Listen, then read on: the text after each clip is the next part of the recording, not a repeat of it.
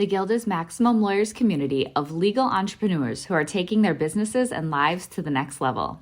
As a Guild member, you'll build relationships, be held accountable, and learn strategies specifically designed to get you unstuck and accelerate your plan for growth. Members are also granted exclusive access to masterminds hosted around the country. Our next event is coming up, and we're heading to Scottsdale, Arizona. There's something truly magical about the power of these in-person connections where real-time breakthroughs happen. Picture this. You're surrounded by like-minded law firm owners tackling your business and mindset challenges together. The energy is electric, the insights are transformative, and the results are game-changing. Investing in yourself is the best decision you'll ever make. The knowledge, strategies, and breakthroughs you'll gain are priceless assets that will supercharge your practice and propel you forward. Join the Guild and secure your ticket to Scottsdale at the best possible price by visiting maxlawevents.com. Run your law firm the right way. This is the Maximum Lawyer Podcast. Your hosts, Jim Hacking and Tyson Mutrux. Let's partner up and maximize your firm. Welcome to the show. In today's episode, we're sharing a presentation from MaxLawCon 2020. Our originally scheduled MaxLawCon speaker, Craig Goldenfarb, presented live to the Maximum Lawyer Guild community. And today we share his talk, Scaling and Growing Your Firm Through Business Structure and Metrics. You can also head to the Maximum Lawyer YouTube channel to watch the video of this presentation if you'd like to see visuals of Craig's reports in action. Now to the episode. All right, today we have another MaxLawCon 2020 presentation, and we have Craig Goldenfarb with us. Craig, why don't you go ahead and introduce yourself? Hello, everyone. Welcome to the Guild members, and thank you, Tyson and Jim, for allowing me to talk. Sorry we couldn't do it in St. Louis, but maybe next year. So I'm in the mountains of North Carolina right now, trying to escape the COVID disaster in my home state of Florida. So I came up here to find that the COVID experience is a lot better here, although nobody wears masks. But of course, nobody wears masks in Florida either. So we'll get going, but it's nice to say that I'm able to leave my law firm and come up here to North Carolina for quite a bit of time because of one of the things I'm going to talk about today, which is to create a structure in your law firm that doesn't require you. And in other courses I'm in, it talks about that the lawyer is the hero. And we all, as lawyers, we all put on a cape in the morning and we go to work because we solve everything. We are the hub of all solutions and brilliance. My wife says I'm like the Wizard of Oz behind the curtain, and therefore I think I'm the smartest and best and I can do everything in the law firm. But all of those theories are destructive to being able to grow, to being able to make more money, to be able to come up here to the North Carolina mountains with your family for a week and completely detached, except for this one seminar I'm doing. And all of those egotistical and visions and stories we have about ourselves really prevent us from growing our law firms and, in fact, growing our profits as well. So who am I? My name is Craig Goldenfarb. I've been a personal injury attorney for 25 years. My main office is in Palm Beach County, Florida, down on the East Coast near Miami. I have two offices. One is about an hour north in Florida, also on the East Coast. I have clients from all around the country because so many people in your home states may take a trip and vacation in Florida and get hurt in a car accident. So I get quite a bit of my referrals actually from out-of-state attorneys, unlike some people who don't get that many referrals from out-of-state attorneys. So like most states, I give a 25% referral fee. So that was my one shameless plug business-wise for my law firm here in Florida. Now my practice, what is my practice? Like many of you, I do personal injury. I happen to know my numbers, and that's part of what we're talking about today. And I do 55% of my cases are car accidents. 30% of my cases are what you'd call premises accidents, which are slip and falls and that type. That adds up to 85%. The remaining 15% are what I call the catastrophic cases. They concern wrongful death, medical malpractice, nursing home neglect, product liability. So pretty much the full realm of personal injury here in Florida. Now, I said I've been a lawyer for 25 years, and I have, but I started my own firm in 2002. So I've had my own firm for 18 years here in Florida. And many of you may listen and start to tune out because of the size of my firm. But let me encourage you, every single thing I talk about does not just apply to a firm as big as mine. Because the way I'm going to talk about this will make sure it applies to your law firm, whether it has one lawyer or 20 lawyers. So when I started, I had one lawyer. You're looking at him, me, and one employee, Debbie. Today, I have 60 employees, 10 lawyers, and those 60 employees include Debbie, my first employee.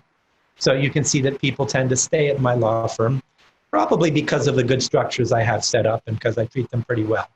I started with 65 cases. Some of you may have 65 cases or fewer. I now have 1,400 cases in 18 years. And that's due to a lot of the scaling and business structure that I'm going to talk about today. As some of you know, I also have a seminar series that I run called 7-Figure Attorney, where we take what I'm going to talk about today for maybe half an hour, 40 minutes, and we have a full day seminar on all of my business structures, all of my metrics, how I run my law firm. And that was supposed to be in Manhattan in March, but of course, March was not a good month for Manhattan. So we'll be rescheduling the 7-Figure Attorney. And the last thing about me before I get into the substance of my speech is that I also privately coach personal injury attorneys across the country. That's kind of my side gig. And I don't have that many lawyer clients. They're all personal injury attorneys, but I won't take anybody in Florida because I don't want to teach them how to be my competitor. And also, I only have time for 5 right now because I'm running a pretty big law firm. So let me tell you about what I'm going to talk about today. Today's talk has 2 parts. The first part is business structure that allows you to scale without you being the hero. So I can scale, I can add different parts to my law firm, and I don't have to be the builder. I don't have to be the one because I've already designed those parts. So to plug on another litigation team or another pre-suit case management team takes almost 0 of my effort or time. So as I said, the first part is a business structure that allows you to grow. The second part of my talk today is matching up your metrics. Many of you call metrics KPIs, key performance indicators, but matching up your metrics so that they meld with your business structure. And once you have your business structure set up and your KPIs set up, and they're measuring the same things, it takes you out of the mix even more, and you can run your entire law firm based on metrics. Now that's assuming that you want to have very little client interaction and that you want to run a company. I personally spend 0 time on law. I've spent 0 time on law for 5 to 10 years. That was a choice. Now, many of you may want to be a hybrid. You may want to spend 50% of your time on cases and 50% of your time running your business. And that's because you like working on cases. And I would say that's fine. You have to do what you like. 10 years ago, I realized I was not happy being a trial lawyer, and I was really happy when I was behind my desk pulling the strings like the Wizard of Oz and running the whole law firm. So some of you have heard me say that I'm a CEO, and that's true, but I refer to that as a Chief Encouragement Officer because I spend a lot of my time with my 60 employees encouraging them, making sure I'm a leader, making sure I know what they need, making sure I know them personally so that I can run a company through my employees because I don't meet with my clients much. So what do you want to be? Do you want to be 100% entrepreneur like me? No law, no case involvement? Or do you want to spend most of your time on cases? Well, if you want to spend 75% more of your time on cases, then you're listening to the wrong video. Push pause and go do something else because I'm not here to talk about spending 75% of your time on cases. I'm here to talk about how to run a business. So let me tell you about my business. I have 7 departments. And don't zone me out because you only have 2 employees. Don't do it. Because these 7 departments are what I call functions of a law firm. Functions of a law firm. So whether you're 2 employees or 60 employees, we all have the same functions. Now, as you get bigger, you can turn each of these functions into a department, like I have. But when I had one employee, I had the same business structure. It's important. You'll hear about my very advanced business structure right now, but I had the same business structure when I had one employee. One employee. So here are my departments. And if you want to take notes, take notes. But these are my 7 departments in my personal injury law firm. Number 1, intake. Number 2, pre-suit. That's everything before a lawsuit is filed. Number 3, and you may not have this, but I have it, it's called critical case.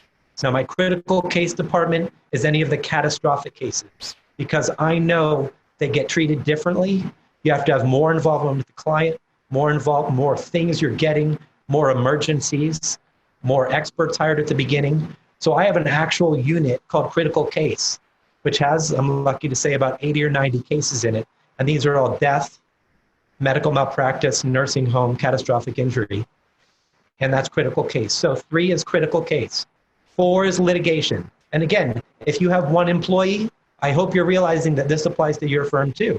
Intake, pre-suit, maybe critical case, litigation. Number 5 is marketing and community relations. Marketing, community relations. Number 6 is HR and administration. So everything that goes into HR, running the office supplies, administration, anything that doesn't deal with a case. That's number 6. And my 7th department is called finance. Now, again, if you have one employee, I hope that you realize that every single one of these departments applies to you too, because those are just functions of your law firm. They don't have to be departments. So what are your basic functions? You know, some of you are not personal injury attorneys. Some of you are other types of attorneys. So you need to think of the beginning of the client interaction till the end of the client interaction. Those are your case-related functions. And mine were, of course, intake, pre-suit, critical case, and litigation. Those are case-related or law-related functions. And then you have your non-law related functions, such as marketing, administration/HR, and finance. So if you took notes and you wanted circle the first 4 are law related, and the next 3 are not related to law, non-law related. So those are the functions of a firm. Now, again, if you're an estate planning firm or some other type of firm, I would ask that you spend 10 minutes, that's all it takes, 10 minutes listing all the functions of your law firm. And that's how you can form different job descriptions and departments if you ever get that big. And so those are the 7 departments I have. So if you would do that exercise at some point, it really helps you form your structure. Of course, most companies have an organizational chart. I have an organizational chart. That's one tool. And if you just Google organizational chart, you'll get plenty of apps or programs that can have you make them. But list your basic functions and figure out who's in each of those positions. So one of my coaches who coached me on business structure and organization insisted that only a maximum of 5 department heads report directly to you.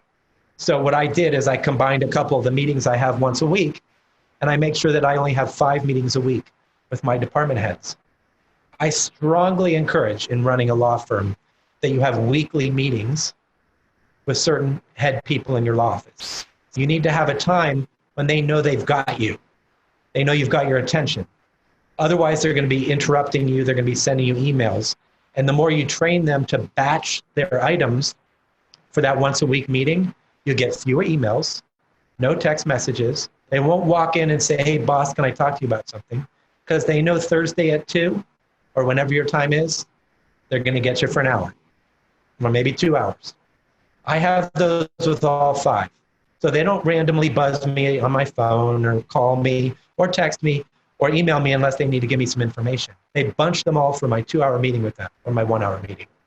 So I strongly encourage, since I'm in the office all day and I'm not a lawyer anymore, I'm just a CEO, I strongly encourage that the way you structure your week is through structured meetings. And again, it can be based on functions, not necessarily on departments. So if you have a marketing person who also does HR, that's fine. Meet with her or him for an hour on Thursday on HR and meet with that same person on marketing the next day or the prior day. So those weekly meetings are all I do all week, frankly, is meet with them and guide them, and get updates on their projects. Weekly meetings can be case-related if they're with someone who works in a case-related department. So again, how does this apply to your firm since I'm huge or medium-sized and you're not? It's really important that you recognize that you don't look at this as a big law firm thing. This is an any size law firm thing. And think of the functions of your law firm and then draw it out, maybe make an organizational chart or maybe even a linear chart for the cases, what happens at the beginning, middle, and end. And then that's how you form your job descriptions. That's how you place people in the right jobs.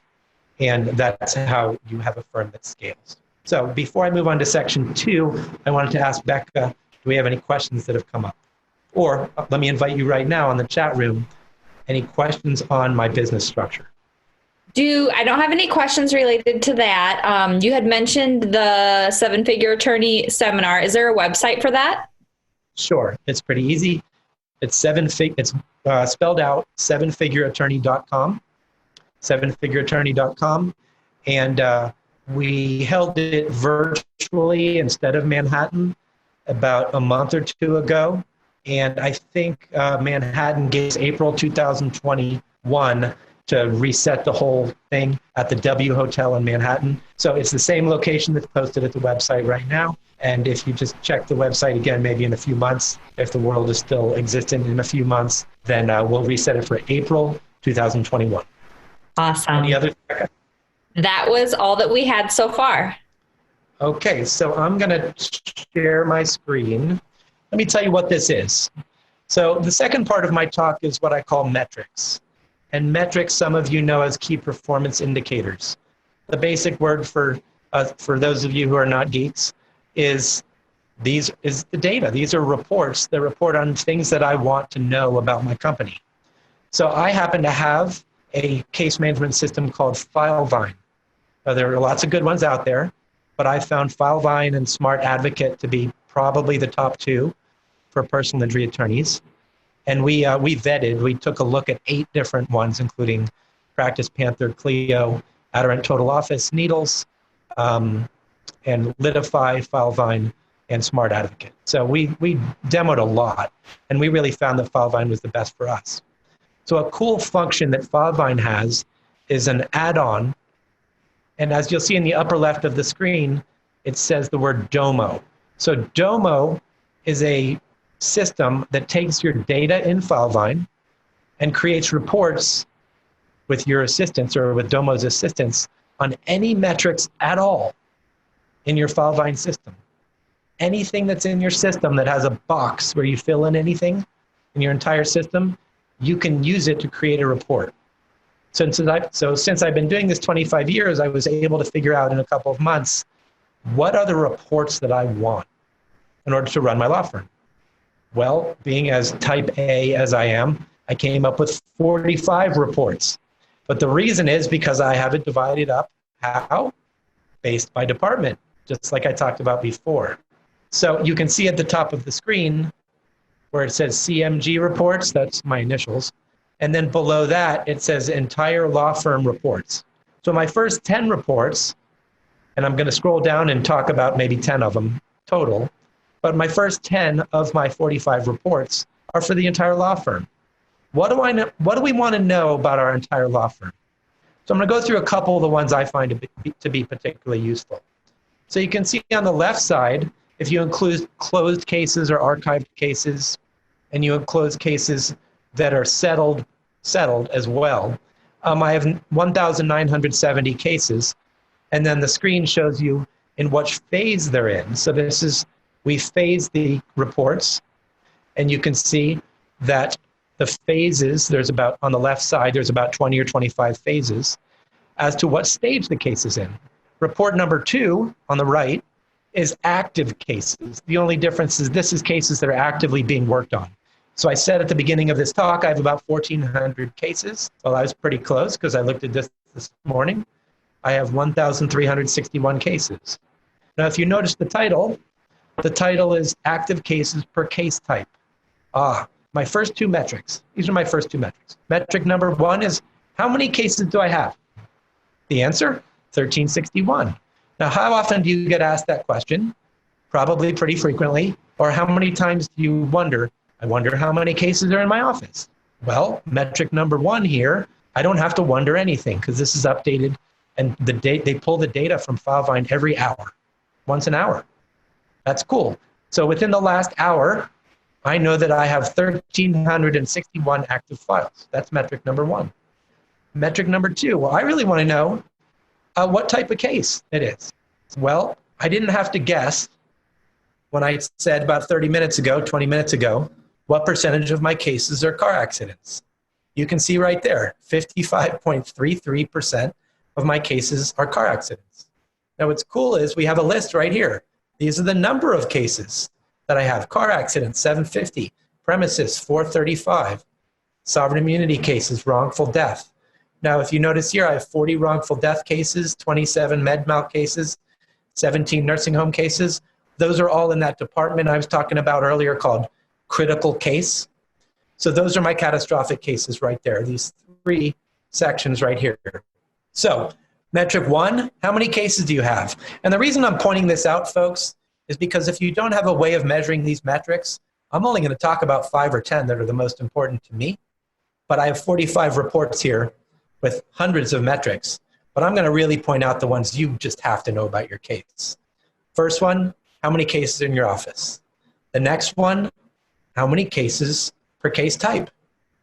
Now you may only have 2 case types. You may have 10 case types. I have actually about 20. There's about 13 or 14 of them listed here. But you can tell the top 2 make up 55 plus 30, 85% of my cases. So how many cases you got? And what type are they? So I'm going to try to scroll up a little bit.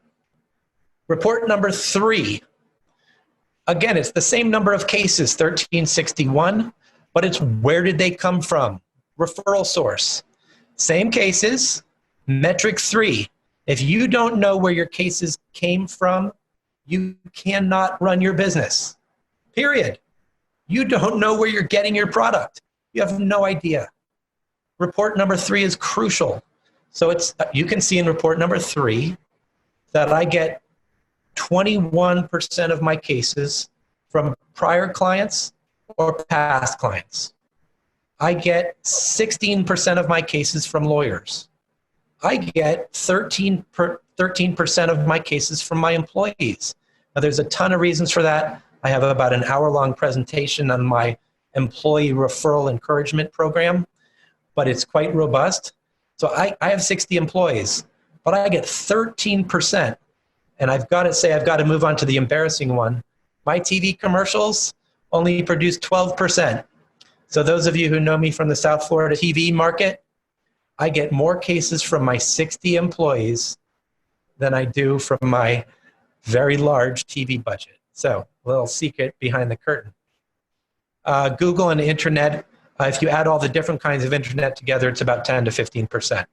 So metric number 3, write it down. If you don't know where your cases are coming from, I call that the referral source. You cannot run your business.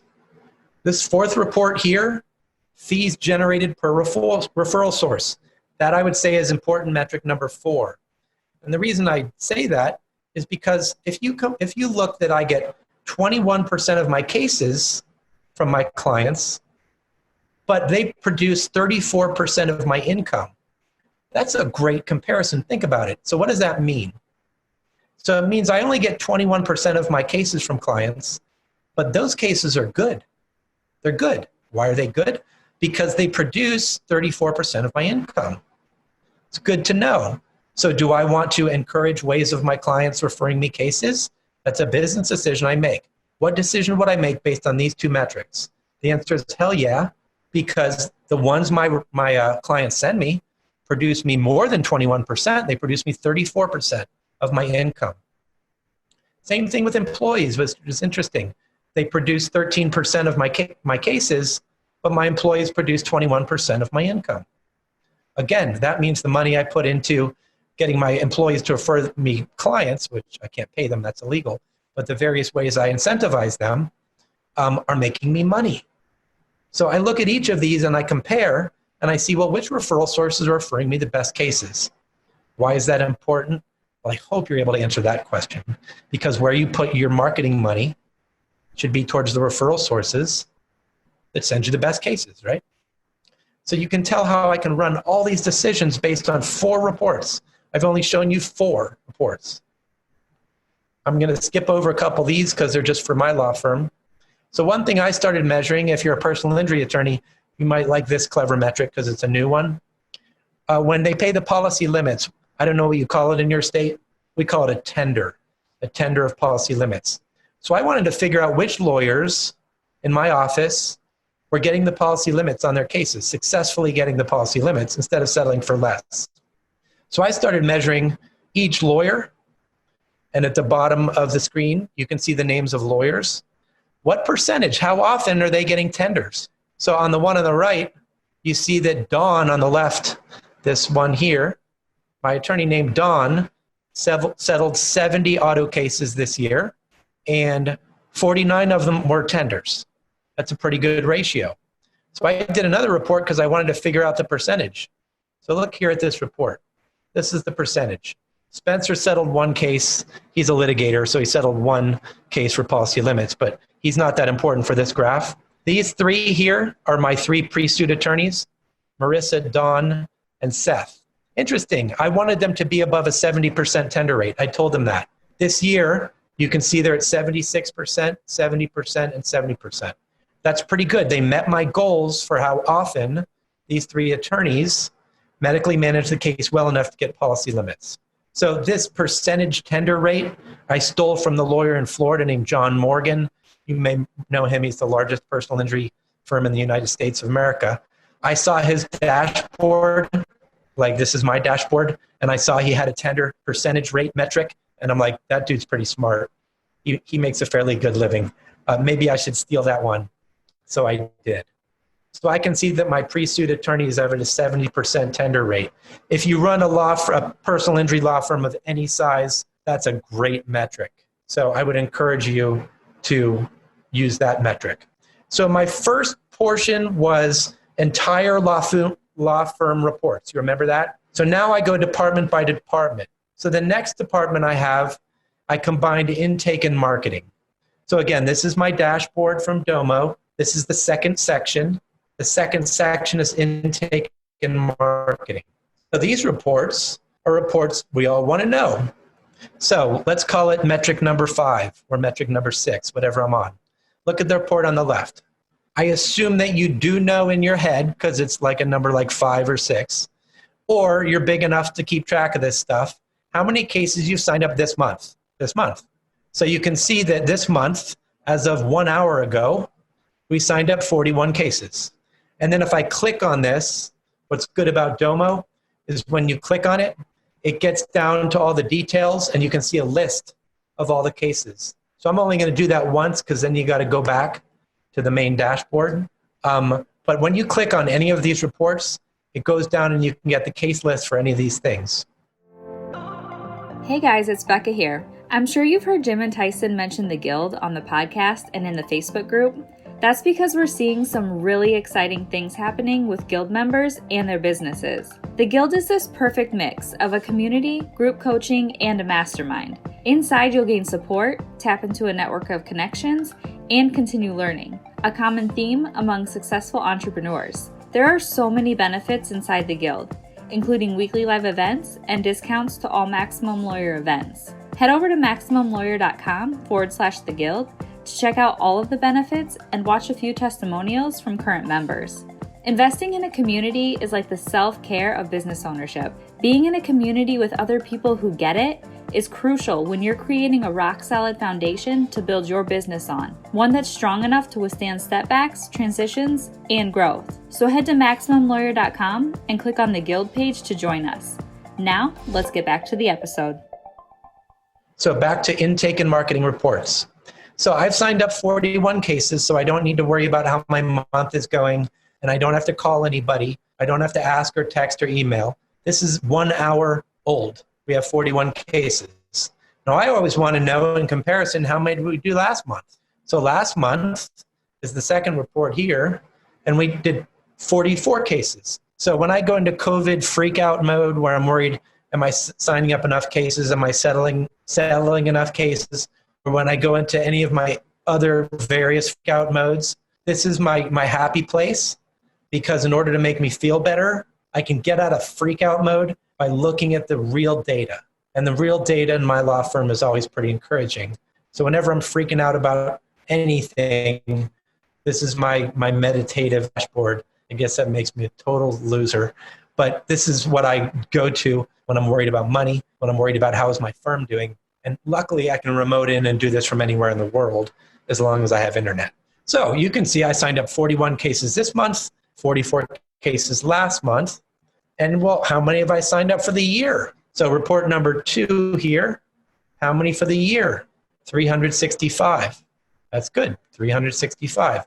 Now, I know I have an internal goal for 700 cases for the year. COVID has put a little damper in that plan, but I can figure out at any time how I'm doing on that 700 for the year by going to this report, 365. So we're July 23rd, probably a little bit behind pace because of COVID, but at least I don't freak out too much.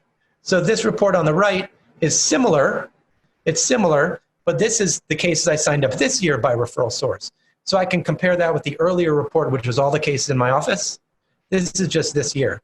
So you can see it's pretty close to the percentages at the report we looked at before, pretty close. So it means that my referral sources are staying consistent in their percentages. So the report I looked at before was all the cases in-house. What were those referred by? This report, instead of all the cases in-house, it's just what I signed up this year. That's the only difference. But I can look at that report and this report and see that my referral source percentages have stayed pretty consistent. So the last couple reports were just this month and last month, and reports number 2 and 3 are for the year. And again, report number 4 is year to date by case type, not just the active case in my office, but this year alone. So again, these are similar to the percentages I told you a bit, but they're a little higher for auto accidents. So what this tells me is that this year I signed up 64% auto accidents, and last year, if you remember that report, I only signed up active 55%. So that's a good indicator, a good metric, that my percentage of car accidents that I'm signing up has gone up by 10%. Pretty important information for me to know. Now, this report number 5 is what I call my COVID report, because if you look at the first 3 months, I had a decent January, pretty damn good February, 80 cases. March, March 13th was the declaration of emergency. So March, the second couple weeks took a hit, 60 cases. And then April was a disaster. May was more of a disaster. And then our stupid governor started opening stuff up in June. But that was to my benefit because people started getting hurt more. So 44 in June. And we're only on the July 23rd today, and we're already at 41 for July. This to me is this is gold. This is golden data. When someone says, how has COVID affected your business? Everyone's been asked that, like 5 times a day for the last 4 months? So I can say, well, as far as intake, it's affected me about 50%. Why do I know this? Well, all I have to do is look at January, February, March versus April, May, June, total those 3, total these 3, figure out how I can answer the question, how has COVID affected your business? Most of you are kind of struggling for that answer because you're looking just at your fees, or you're looking at are people working from home, or you're guessing at how much they're working, or you don't know how to answer the question. I can answer the question because not only do I look at intakes, but I look at every other metric to see how has COVID affected your business. So report number 5 is my COVID report, one of my COVID reports. So I'm going to move on to the next department. Again, don't think of it as a department, think of it as a function of your law firm. And this function is pre-suit. So I have probably about 1,200 cases pre-suit, 1,200 cases. And I have 3 lawyers and maybe 20 staff that are devoted to pre-suit. I need to be able to organize all that data so that I can see how pre-suit is doing. So I have another 10 reports. I'm not going to go through all 10 that are just pre-suit. So some people ask me, if you look at the report on the right, pre-suit cases for all attorneys, I get asked the question all the time, Craig, how many cases should a lawyer have? And I say, what, litigation or pre-suit? And they go, oh, pre-suit. Well, take me, for example. I have a maximum of, supposed to be a maximum of about 325 cases per pre-suit lawyer. You can see that the first guy has 369. He has too many.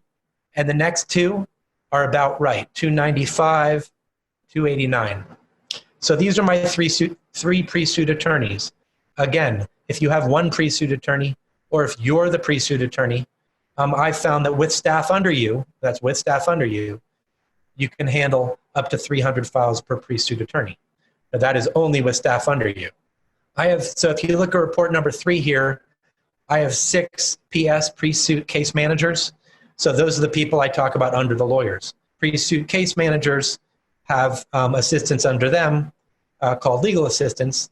So each group of 300 is 1 lawyer, 2 case managers, and 2 legal assistants. So each pod or each section that I say I can repeat over and over and over again, 1 lawyer, 2 case managers, 2 legal assistants, 5 people running 300 cases. Let me repeat that because I get asked this question a lot. 5 people running 300 cases. So these reports are by phase, and I like to see how many people have the case in specific phases. These are my logjam reports, or in plumbing terms, these are where you have a block. So you can look at these reports and determine that a certain person has all these files in negotiation and they're not negotiating them because they have an inordinate amount of negotiation. So you can spot that person and see, well, how many people do they have a demand that should be written, demand that should be done? I can look at all 6 case managers and see, well, this person has more demands to be done, and this person has a lot of demands to be done. They're working from home right now. Maybe they deserve a text from me saying, hey guys, you have 30 demands to be done. Why? Compared to the other people, you don't. You have too many. So again, I call these my log jam reports because I can identify any jams or log jams or productivity blocks in the system with these reports. So this one on the right here, pre-suit cases and negotiation by attorney. You can see I have 3 attorneys, 1, 2, 3. Marissa just started with me, so she only has 5 cases in negotiation. Don has 18 and Seth has 30. So if I did not know the reason for this, which I already know, then this would be good for me to know, well, why does Seth have 30 cases negotiating and Don only has 18 when Don has more cases? So that's a good metric for you to know. You know, how many cases do your lawyers have? What phase are they in? What stage are they in? All these reports show them this. So I'm going to move on to my next department, which is litigation. The metrics for litigation are completely different than the metrics for any other department. So when my lawyers complain, I have too many cases, I look at this, the complaint report. Here are my 5 litigators. So when Spencer tells me he has too many cases, he's right. He's got 105 cases, and I try to limit my attorneys for this section, which is in suit, to 35 cases, and he's got 38. So this includes all cases the litigator is responsible for, which is some that are not in litigation, depending. So he has 38 in suit. Jeff has 52. Mr. Rafael Roca has 50, and George has 41. So Carl, we just let go, so he has no cases. So I look at these and I say, I need another lawyer. Well, we just let Carl go, so it's obvious we need another lawyer because my numbers here are all above 35. And I want my litigators to only be handling 35 cases. Again, how many cases, this metric you got to know. How many cases are in litigation? How many? And then to subdivide it, what phase are they at? What stage? Are they set for mediation? Are they set for trial, etc.? So in litigation, you got to first of all know how many cases you have in litigation. The next thing I wanted to know is, well, what types of cases do these lawyers have? So I put in my 4 litigators, and I can see that George here, all we give him is car accidents and slip and falls. Car accidents and slip and falls. Why? Because that's all he wants. He doesn't want to do the other types. So I can see that we have made no mistakes. We didn't give him a medical malpractice case by mistake. So George has 18 and 23, and these are cases in litigation. Spencer's my number 1 guy. He's got all types of different cases. He's got 10 wrongful death cases, 7 medical malpractice cases. So the point of this is, if you're looking to divide up litigation, how many cases does each lawyer have? what types of cases do the lawyers have, and at what stage they're at. One of the things we also measure here on the right side is the cases filed. In other words, lawsuits filed quarter to date. That's another metric we use because we have goals and quotas based on that. Because I want to know how many we filed this quarter, you can see here, I want to know how many we filed last quarter. So we filed 25 cases last quarter. And then we do it by attorney.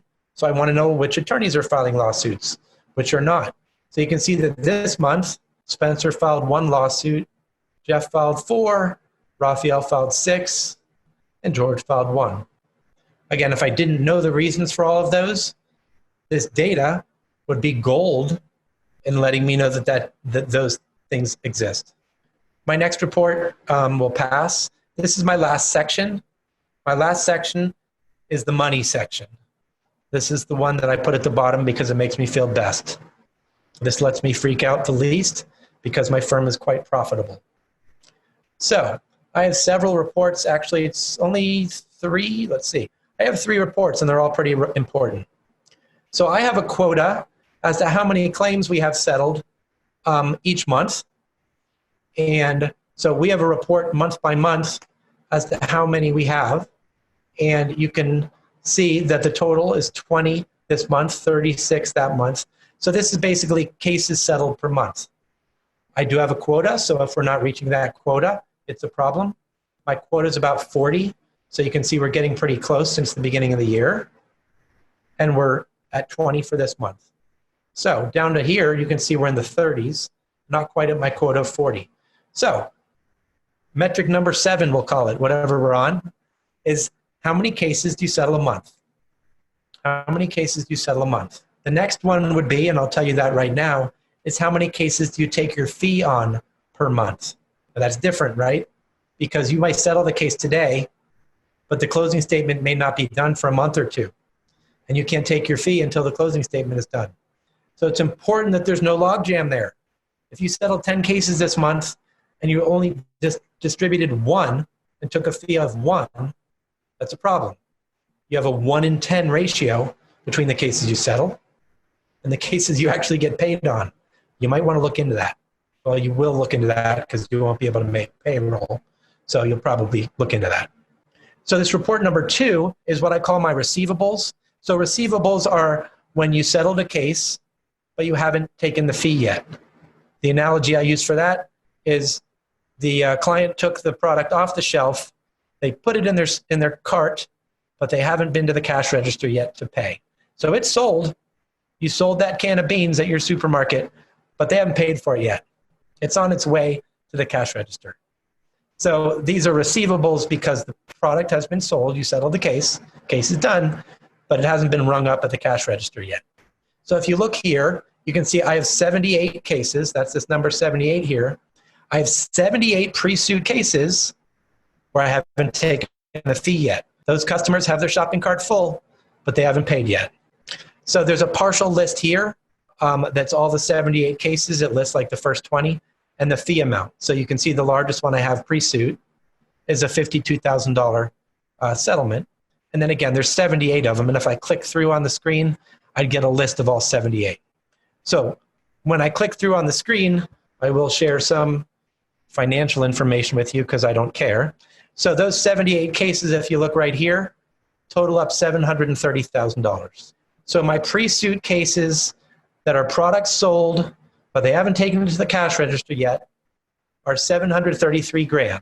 So that's a good feeling that I know that I have $733,000 waiting for me if I could just get those shopping carts to the cash register, that we've got 78 cases. And I'll show you my last report, which is litigation fee receivables. So litigation cases are, of course, more valuable than pre-suit cases.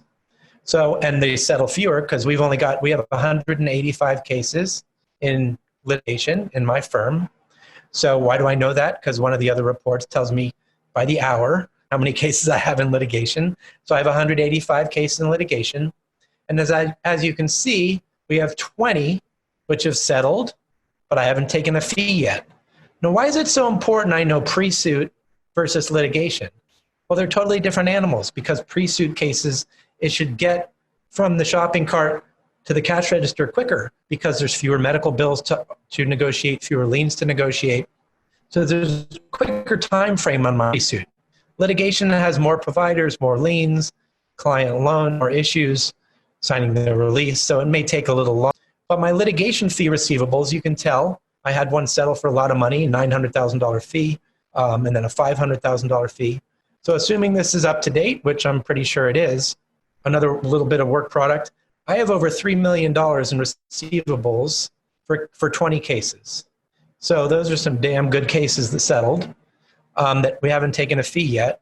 So if I want to stop freaking out from COVID, I just look at these numbers. I have $700,000 in pre-suit, 3.3 million in lit. So I have $4 million waiting for me as soon as I get on their butts and make sure they get the settlement statement signed. So I call those my happy place reports.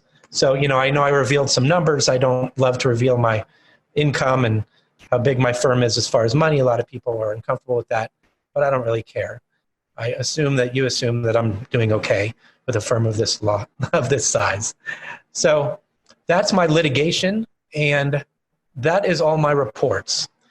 And Becca, I'm 50 minutes in, so I wanted to know what questions people have had on my reports. Yes, I'm seeing a question here.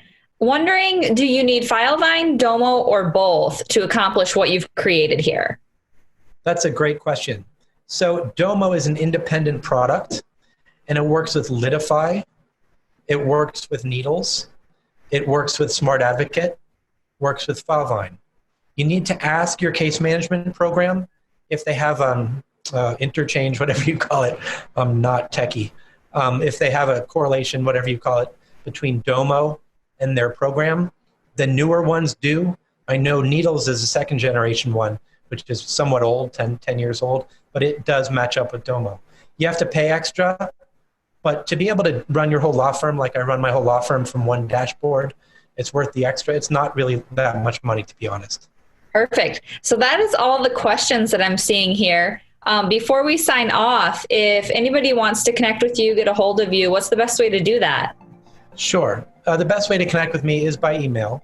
My email is cgoldenfarb, that's GOLDENFARB, like boy, at 800goldlaw.com. That's the number 800goldlaw.com. And if you want to see my website, it talks a lot about, some of it talks about my business structure. It's 800goldlaw.com.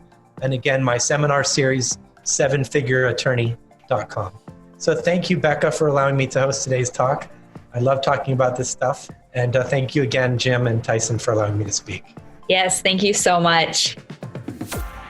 Thanks for listening to the Maximum Lawyer Podcast. To stay in contact with your hosts and to access more content, go to MaximumLawyer.com. Have a great week and catch you next time.